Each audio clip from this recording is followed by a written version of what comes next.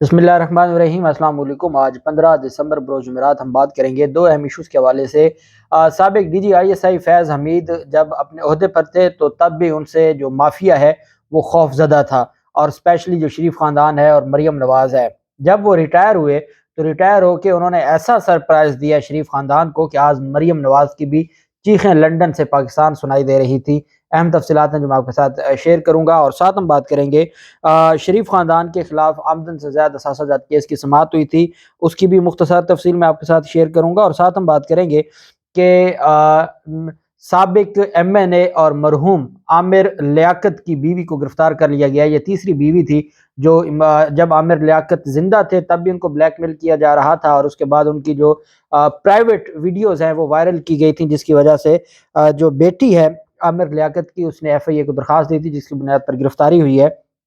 उसकी भी मुख्तसर तफसील मैं आपके साथ शेयर करूँगा। पहले मैं आपको बताता चलूँ कि डॉलर की जो सूरत हाल है, मैंने आपको बताया था कि कामरान खान और मिफ्ता इस्माइल एक प्रोग्राम में बैठे थे, और वहाँ पर मिफ्ता इस्माइल ने भी और कामरान खान ने भी ये बात की है कि जो डॉलर है पाकिस्तान में जो 224 रुपए पर इन्होंने रोका हुआ है, वो बेसिकली 224 रुपए उसकी कीमत नहीं है, बल्कि उसकी कीमत 250 से ज़ायद है, और मसनूई तरीके से इन्होंने रोका हुआ है, और जिसकी वजह से पाकिस्तान को बहुत बड़ा खसारा हो रहा है, पाकिस्तान को बहुत बड़ा नुकसान पहुंच रहा है, और पाकिस्तान के लिए सरवाइव करना मुश्किल होता जा रहा है।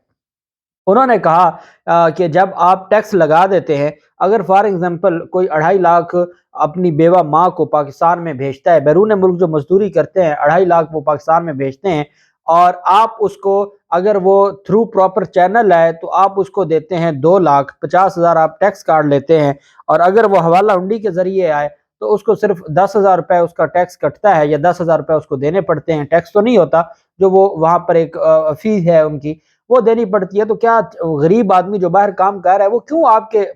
चैनल के जरिए, जो प्रॉपर चैनल है उसके जरिए क्यों पैसे भेजेगा? आप बजाय इसके कि उनको फैसिलिटेट करते, आपने उन पर टैक्स लगा दिए, वो पैसे अब गैर कानूनी तरीके से तो भेज देते हैं, वो कानूनी तरीके से पैसे नहीं भेजते, जिसकी वजह से रिमिटेंस पाकिस्तान में उनकी दिन ब दिन जो रेशो है वो कम होती जा रही है।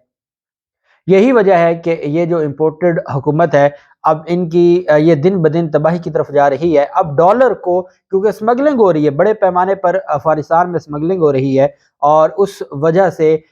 इसहाक डार ने एक इजलास बुलाया है। उस इजलास में ISI के भी नुमाइंदों को बुलाया गया है, उसमें कस्टम्स के भी हैं, DG FIA को भी बुलाया गया है, बाकी जो गवर्नर स्टेट बैंक को भी बुलाया गया है, चेयरमैन FBR को भी बुलाया गया है। इसहाक डार एक मुंशी लेवल का आदमी, उसके सामने ISI के भी जो अफसरान हैं वो बैठेंगे, उनके सामने जो बाकी अफसरान हैं वो भी बैठेंगे, और वो उनको बैठ के उनके भाषण सुनेंगे। गवर्नर स्टेट बैंक भी बैठेगा, चेयरमैन FBR भी बैठेगा, और वहां पर डिस्कशन होगी कि डॉलर की स्मगलिंग कैसे रोकी जाए। डॉलर की अगर आपने स्मगलिंग रोकनी है तो वो कोई गरीब आदमी नहीं स्मगलिंग कर सकता। आप देखें कि जिन लोगों की वहाँ पर जो चमन बॉर्डर है, या जो इधर आपके टूरखम बॉर्डर है, जिनकी जिम्मेदारी है वहाँ पर जो कस्टम्स के हुकाम है, FIA के हुकाम है, बाकी इदारों के जो लोग हैं, तो वो अगर उसमें इन्वॉल्व ना हो तो कभी भी ये स्मगलिंग नहीं हो सकती। और स्मगलिंग किसी गरीब बंदे की नहीं होती, कोई गरीब बंदे के पास तो डॉलर है नहीं। ये वो सारे लोग हैं जो आपको अच्छा समझते थे, ये वो ताजर हैं, ये वो बिजनेसमैन हैं जो आपको अच्छा समझते थे, क्योंकि आप खुद भी खाते हैं, उनको भी खाने की इजाज़त देते हैं, इस वजह से पता आपको भी है। लेकिन आप ये समझते हैं कि शायद अगर हमारे लोग भी डॉलर स्मगलिंग कर रहे हैं तो कोई छोटे जो लोग हैं वो भी अब इस काम में पड़ गए हैं, वो भी डायरेक्ट वहाँ पर मुक मुका करके अपने डॉलर की स्मगलिंग कर रहे हैं। इस वजह से आपने ये इजलास बुलाया है। कौम जानती है कि ये फॉर्मेलिटी के अलावा इसकी कोई हैसियत नहीं है, ना कौम को आपके ऊपर एतमाद है, और आपकी हालत तो वही थी। वो कहते हैं ना कि कोई बल्ब ठीक करने आया था इलेक्ट्रीशियन, और वो पूरे घर की बिजली जला गया। तो ये हालत है कि पूरे घर की जो हमारी लाइट थी वो बंद कर दी गई, और इस इसहाक डार की वजह से हमारे पूरे मुल्क की मईशत को तबाह बर्बाद कर दिया गया, और कोई इनसे पूछने वाला नहीं है। और उम्मीद हम करते हैं कि चीज़ें इंशाअल्लाह दुरुस्त होंगी, लेकिन फ़िलहाल चीज़ें रुकी हुई हैं। दूसरी जानिब शरीफ ख़ानदान के ख़िलाफ़ जो आमदन से ज़्यादा असासाजात केस था, उस पर अहम समाअत हुई है, और इस अहम समाअत में ये मीडिया को मैं एक चीज़ ज़रूर कहूँगा कि मीडिया की जानिब से पहले ये कहा जाता था, ये जो आमदन से ज़्यादा असासाजात केस था پہلے یہ منی لانڈرنگ کا کیس کہتے تھے، اور میں اکثر یہ بات کرتا تھا، چونکہ ان کا میڈیا کے اوپر یہ ایک بات ہوتی تھی، اور یہ میڈیا کو کہتے تھے کہ دیکھیں ہمارے خلاف منی لانڈرنگ کا کیس ایف آئی اے نے بھی ہمارے خلاف مقدمہ کیا ہوا ہے، اسی طرح کا مقدمہ نیب نے بھی کیا ہوا ہے۔ میں یہ بات سمجھاتا تھا کہ جو نیب کے پاس کیس ہے وہ آمدن سے زائد اثاثہ جات کا کیس ہے، اس میں جہاں اثاثے انہوں نے آمدن سے زائد بنائے ہیں تو مختلف سورسز تھے، ان سورسز میں جعلی اکاؤنٹس بھی تھے، بے نامی اکاؤنٹس بھی تھے، اور منی لانڈرنگ بھی تھی، جعلی جو ٹی ٹیز لگواتے تھے۔ اب آ کے جب منی لانڈرنگ ایف آئی اے کا مقدمہ خارج ہو گیا تو انہوں نے کہا کہ منی لانڈرنگ تو ایک بدنام زمانہ ٹرم ہے، آمدن سے زیادہ اثاثے کو اتنا بدنام زمانہ الفاظ نہیں ہے۔ اب میڈیا پر میں دیکھتا ہوں کہ تمام میڈیا چینلز جن کو اربوں روپے یہ دے چکے ہیں وہ سارے یہ لکھتے ہیں آمدن سے زیادہ اثاثہ جات کیس، اور میں حیران ہوتا ہوں کہ چلیں بہتر ہے کہ انہوں نے اپنی غلطی تسلیم کر لی ہے۔ لاہور ہائی کورٹ احتساب عدالت میں شریف خاندان اور شریف فیملی کے خلاف منی لانڈرنگ اور آمدن سے زائد اثاثہ جات ریفرنس کی سماعت ہوئی۔ حمزہ شہباز کی حاضری معافی کی درخواست منظور کرتے ہوئے سماعت بغیر کارروائی 12 جنوری تک ملتوی کی گئی۔ شریف فیملی کے خلاف منی لانڈرنگ کیس کی سماعت میں کہا گیا کہ حمزہ شہباز بیٹی کے علاج کے لیے لندن میں ہیں۔ اچھا، میڈیا کو نہیں پتا کہ حمزہ شہباز پاکستان میں موجود ہی نہیں ہے، حمزہ شہباز کو انہوں نے چپکے سے باہر بھیج دیا ہے۔ یہاں کہا جاتا ہے کہ حمزہ شہباز کی طبیعت ٹھیک نہیں ہے اور وہ ایچ بلاک ماڈل ٹاؤن میں ہیں، لیکن حقیقت یہ ہے جو آج عدالت میں سامنے آئی ہے کہ حمزہ شہباز بیٹی کے علاج کے لیے لندن میں ہیں، اور سلمان شہباز کو یہاں بھیجا ہے۔ 15 دن یہ سیاست کر کے میڈیا کو کہانیاں سنائے گا، اپنے سارے کیسز ختم کروائے گا، اتنے میں حمزہ شہباز باہر کے کاروبار کو سنبھالیں گے اور پھر سلمان شہباز واپس چلا جائے گا۔ یہ انہوں نے باریاں لگائی ہوئی ہیں، جیسے نون لیگ اور پیپلز پارٹی کی حکومتوں میں باریاں ہوتی تھی، اب ان بھائیوں نے بھی باریاں لگائی ہوئی ہیں کہ اب آپ نے جا کے قوم کو بیوقوف بنانا ہے۔ 4 سال تک جو مفرور رہا وہ آ کے اب ہمیں بھاشن دیتا ہے اور کہتا ہے کہ جی عمران خان چور ہے، عمران خان نے گھڑی چوری کی، سائفر کا معاملہ جھوٹا تھا۔ بھائی آپ ہیں کون؟ آپ کی عوام کی نظر میں آپ کی کیا حیثیت ہے سیاسی طور پر؟ آپ نہ ایم پی اے ہیں، نہ ایم این اے ہیں، نہ آپ کی کوئی حیثیت ہے، اور آپ بھاشن دیتے ہیں۔ ٹھیک ہے، اربوں روپے آپ نے دیے میڈیا کو اور میڈیا آپ کو چلائے گا، عوام نہیں سنے گی، اور وہ جو میڈیا ہے نا ان کو چند 100 لوگ بھی نہیں سنتے اور لوگ ان کو دیکھنا بھی نہیں چاہتے۔ یہی وجہ ہے کہ اب یہ جتنے بھی نام نیاد صحافی ہیں وہ سارے اب یوٹیوب کی، کل تک یہ تانے دیتے تھے یوٹیوبرز کو، اور آج یہ یوٹیوب کی طرف آ رہے ہیں، اور چونکہ ان کو پتہ ہے کہ ڈیجیٹل میڈیا کو ہی لوگ سنتے ہیں، جو جتنے میچور لوگ ہیں ان کو پتہ ہے کہ کہاں ہمیں اوریجنل بات ملے گی، کہاں ہمیں ایسی چیزیں ملیں گی جو ہمیں اس سارے میڈیا پر جو پلانڈ پروگرامز ہیں یہاں پر نہیں ملے گی۔ اب حمزہ شہباز کے جو کیس ہے آمدن سے زیادہ اثاثہ جات کیس، وہ جناب والا اس کو 12 جنوری کے لیے ملتوی کر دیا ہے۔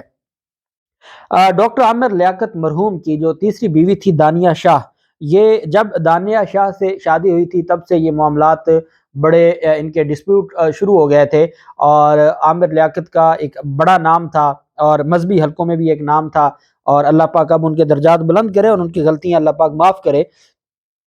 تو ان کی جو یہ وائف تھیں، انہوں نے جنہوں نے اس وقت ڈیورس لے لی تھی، خلا کا دعویٰ دائر کر دیا تھا۔ اب خلا کا دعویٰ دائر ہونے کے بعد انہوں نے کچھ متنازع ویڈیوز تھیں جو سوشل میڈیا پر اپلوڈ کی تھیں، جس پر کیونکہ جو چیز سوشل میڈیا پر وائرل ہو گئی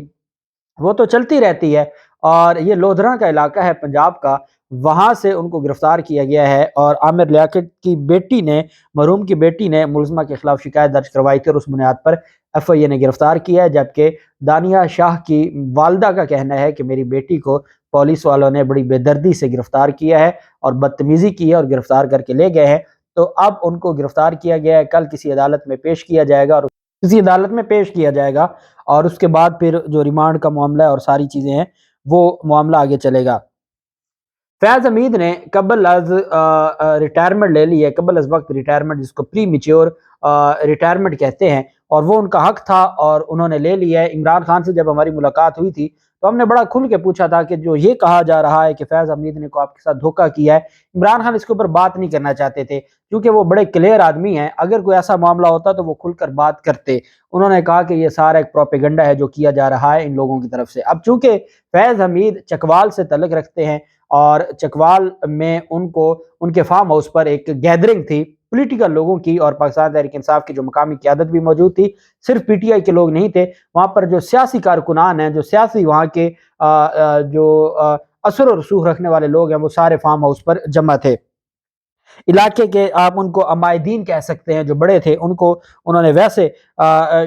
بلایا ہوا تھا، ایک تقریب کا انعقاد کیا گیا، لطفال گاؤں ہے، لطفال گاؤں میں، چکوال کا یہ گاؤں ہے، وہاں پر یہ تقریب ہوئی، اور انہوں نے کہا کہ ہماری خواہش ہے کہ عملی طور پر آپ سیاست میں آئیں، آپ کے ساتھ قدم سے قدم ملا کر ہم چلیں گے اور آپ کے حکم کی تعمیل کریں گے۔ عوام الناس نے، علاقے کے جو بڑے ہیں، انہوں نے فیض حمید سے یہ کہا کہ آپ سیاست میں آئیں۔ اچھا، ایک لفافہ صحافی ہے جس کو مریم نواز نے ری ٹویٹ کیا ہوا ہے۔